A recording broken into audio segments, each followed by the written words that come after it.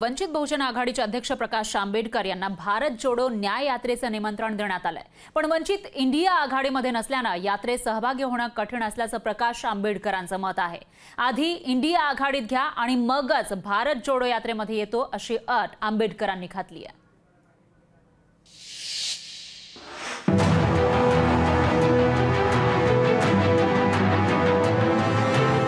बहुजन आघाडीचा विरोधी पक्षांच्या देशव्यापी इंडिया आघाडीत प्रवेशाबद्दल गेल्या अनेक दिवसांपासून चर्चा सुरू आहेत, पण निर्णय झालेला नाही। आता भारत जोडो न्याय यात्रेच्या निमित्ताने काँग्रेसने वंचितला टाळी दिली आहे। वंचित आघाडीचे अध्यक्ष प्रकाश आंबेडकरांना भारत जोडो न्याय यात्रेचं निमंत्रण काँग्रेसकडून देण्यात आलंय।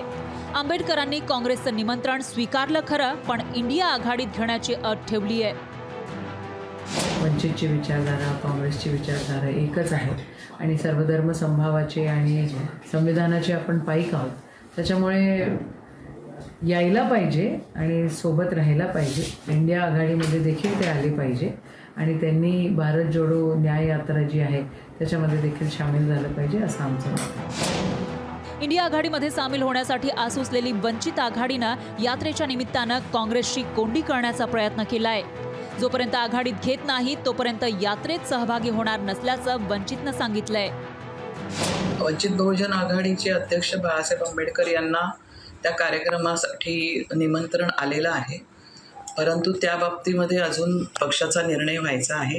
राज्य कार्यकारिणीमध्ये त्या बाबतीतला निर्णय घेतला जाईल आणि त्याच्यानंतरच आम्ही तो जाहीर करू। इंडिया आघाडीमध्ये सामील होण्याची आपली इच्छा असल्याचं वंचितनं अनेकदा ठासून सांगितलं, तर मवियाचे नेतेही वंचितला सोबत घेण्यास सकारात्मकता दाखवत आलेत।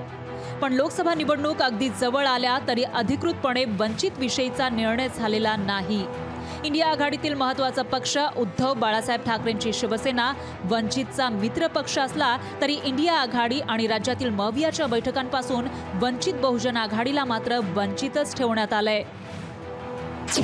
23 जानेवारी 2023 ला वंचितनं ठाकरे गटासोबत युती केली। 23 जून 2023 ला इंडिया आघाडीची पाटण्यात पहिली बैठक झाली, पण वंचितला निमंत्रण नव्हतं। 31 ऑगस्ट आणि 1 सप्टेंबर 2023 ला मुंबईत इंडिया आघाडीची दुसरी बैठक झाली, त्याही बैठकीला वंचितला निमंत्रित केलं नाही।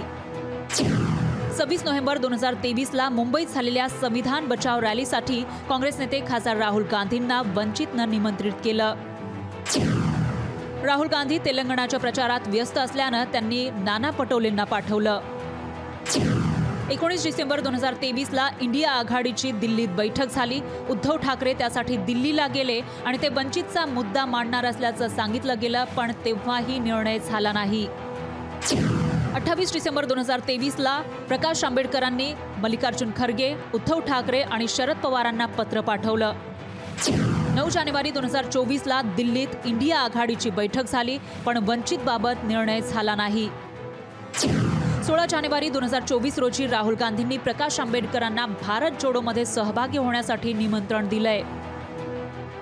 इंडिया आघाडीत सामील होण्यासाठी वंचितनं पत्र पाठवले, शरद पवारांसोबत चर्चा केली। उद्धव ठाकरेंकरवी दिल्लीत झालेल्या बैठकीमध्ये वंचितचा विषय टेबलवर ठेवला, पण निर्णय काही झाला नाही। राज्यात इंडिया आघाडीला जागा वाटपाचा फॉर्म्युला देतानाच ठाकरे गटासोबत वेगळं ताट मांडण्याचा इशाराही दिला, पण काही फायदा झाला नाही।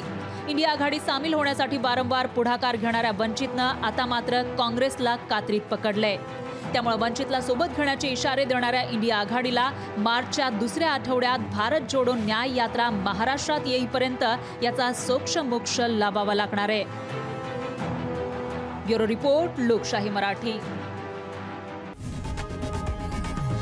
लोकशाही मराठी ऐका, पहा, जागरूक रहा।